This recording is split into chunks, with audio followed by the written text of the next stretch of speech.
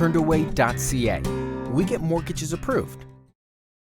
Today's lesson will be on credit disputes. Sometimes people let their pride get in the way of their credit. At times, you may run into a discrepancy with one of your creditors. Perhaps you have been overbilled or billed for an item you never paid for. Maybe you remitted a payment that your creditor hasn't acknowledged, or you are a victim of fraud. Whatever the circumstance, you can do a lot of damage to your credit by trying to take the moral high ground. Most people's instinct is to not pay their bill thinking they have no obligation towards it. The truth is they don't, but taking the moral high ground can damage your credit. Sadly, credit isn't like a court case where the system has to prove your guilt. With credit, it is up to the consumer to prove they have been wronged. By not paying the bill, you are effectively risking damaging your credit, at least in the short term.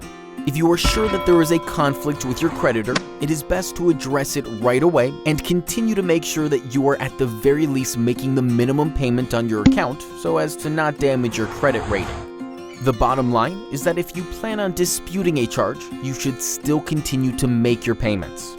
To dispute a charge, you should send a letter by registered mail to both your creditor and the credit reporting agency. Make sure that the company signs for it so you have a record of it.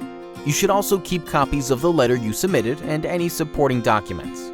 Most issues can be addressed in approximately 30 days, but make sure you stay on top of the matter and don't assume that it will resolve itself. Remember, even your cellular phone providers now report to your credit, so it is imperative that you consider how not paying a bill may impact your credit before you stop making payments. This concludes today's lesson on credit disputes. Turnedaway.ca.